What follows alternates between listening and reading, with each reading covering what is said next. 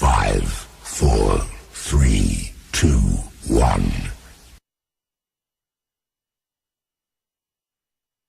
Good day everyone. We are here in front of you to present on how to disassemble and assembly a computer system. But first, we would like to introduce ourselves. Geronimo J. Nabilon, Rodelio Tamayo, And I'm Joselito Francisco. Harold Capistrano.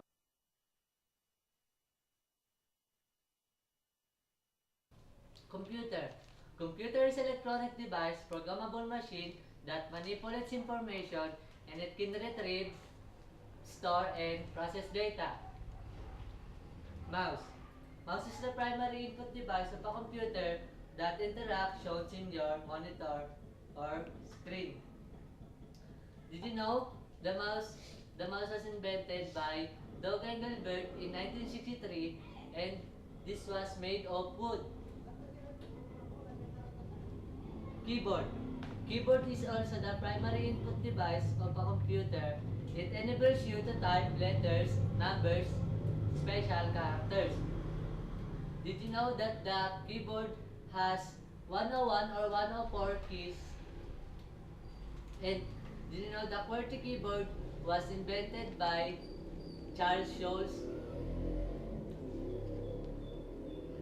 Speaker.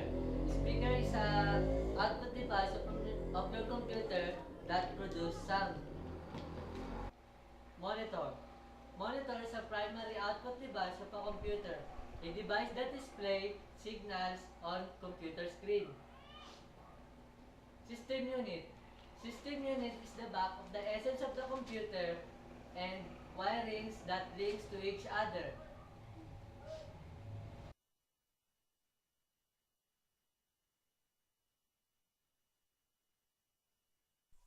Now, let's proceed to the parts and function of a motherboard. Motherboard. Motherboard is the main circuit of a computer. Now, let's proceed to the parts of a motherboard. Back panel, connector, and port. Back panel, connector, and port are connector and port for connecting the computer to the external device, such as audio port, USB port, Ethernet port, and etc. PCI. PCI or peripheral components interconnect. PCI takes function slots such as sound cards, network cards, and etc. North bridge. North bridge is a chipset that allows to communicate the CPU to the RAM and graphic card. BIOS is the basic input-output system. BIOS is the set of computer instruction in firmware that control input-output program. ATX 4-pin. ATX 4-pin provides a power supply to CPU. Now, I will continue the parts and function of the motherboard. Memory slot. Memory slot, this is where being inserted the memory or the RAM, also known as the random access memory. Memory, or also known as the RAM, or random access memory. And we have the three types kind of memory. DDR1, DDR2, and DDR3. DDR1 is the oldest memory, and the DDR2 and DDR3 are the newest or the latest memory. AGP, or also known as the accelerated graphic port. This is where being placed the video card.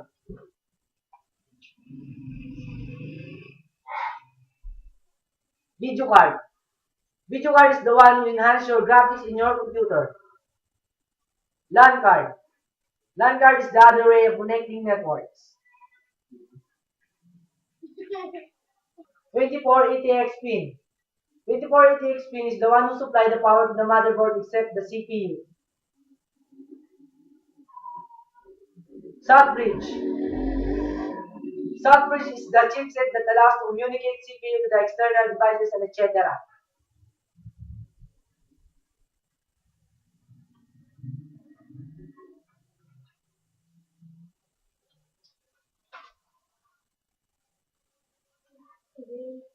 CPU head fan. CPU head fan is the one who protects the microprocessor of overheating. CPU chipset or the microprocessor is the main brain of the computer. The HDD, or also known as the hard disk drive of the computer. This is the storage device of the computer.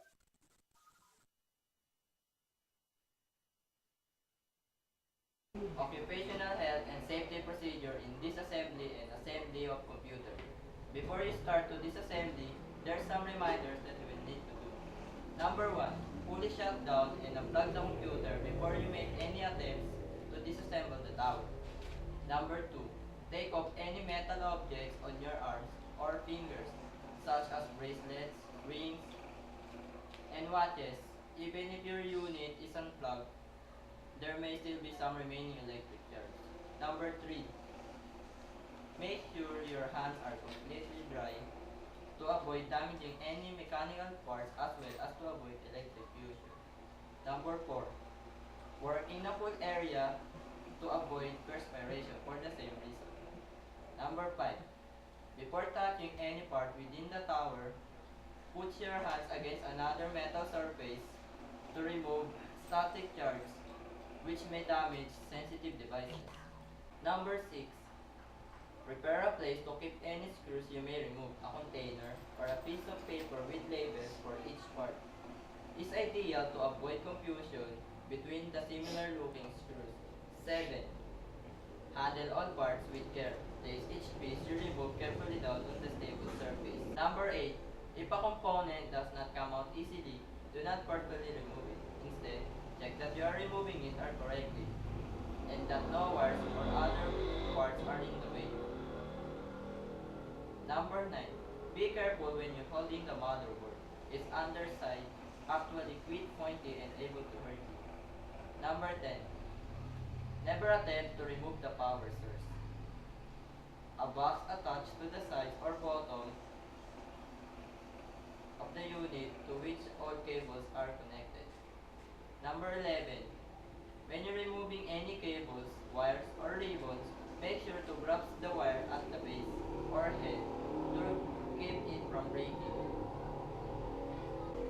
Number 12, be careful not to drop any small spark into unreachable areas such as into the computer fan or disk drive. Number 13, take note that the three of the most damaging things to a computer are moisture, shocks, and dust.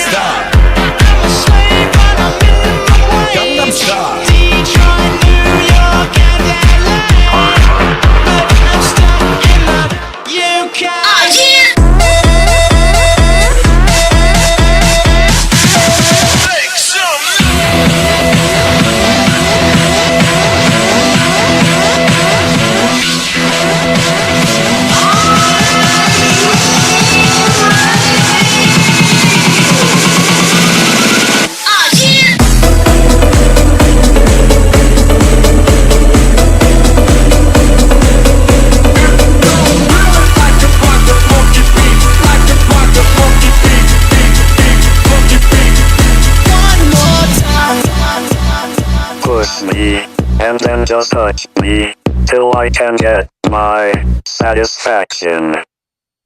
Vita va bene, e pomeriti si tu la parla miezza americano.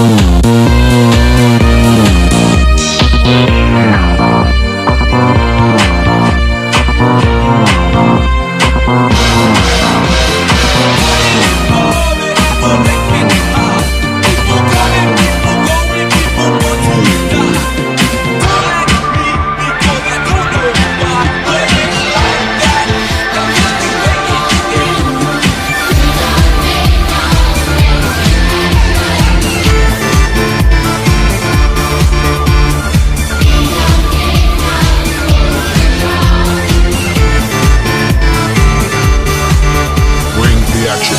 When the lights in the club, you gotta turn the shit up. You gotta turn the shit up.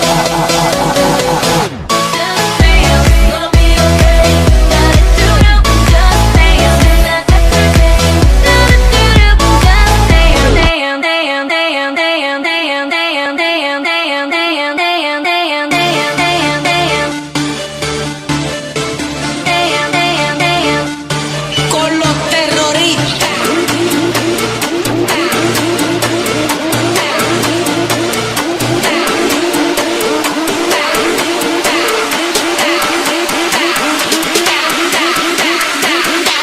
And do the Harlem Shake.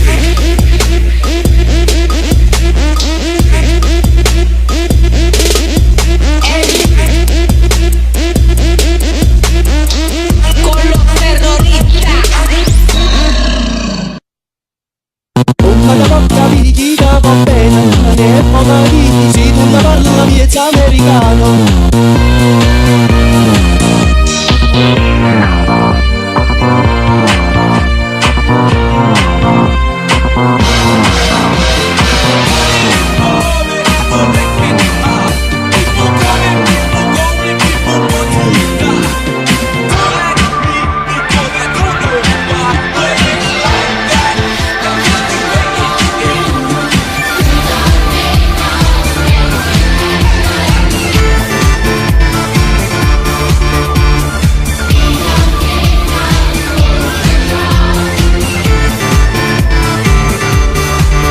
Bring the action.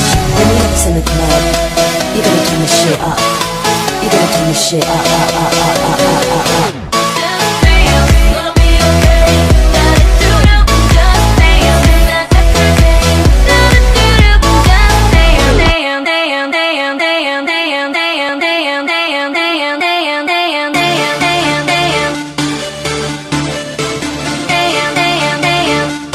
Con los terroristas.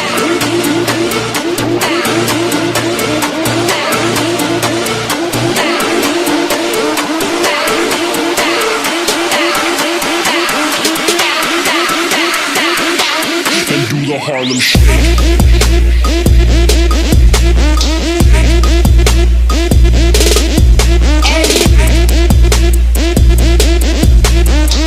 Con los terroristas.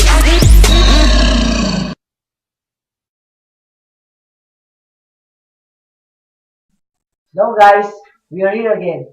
We hope that you like our videos on how to disassemble and assemble PC. And okay, and that's why, ito na rin naman yung huli na, so, what would you like to say? I would like to say thank you for all of my team of groupmates. Alam niyo ba kung sino pinamorte sa video na to? Oh! Kita maayos, siyempre, alam niyo ba? Wala siyang kamali-mali kahit isa. Perfect na perfect niya ito. Napuno lang naman ang aking memory card. 4 gig yun ah. Nakakagulat, di ba? Ang galing niya, di ba? And, ay, sayang. Sige, ano may sasabihin? Wala na ako yan. Salamat.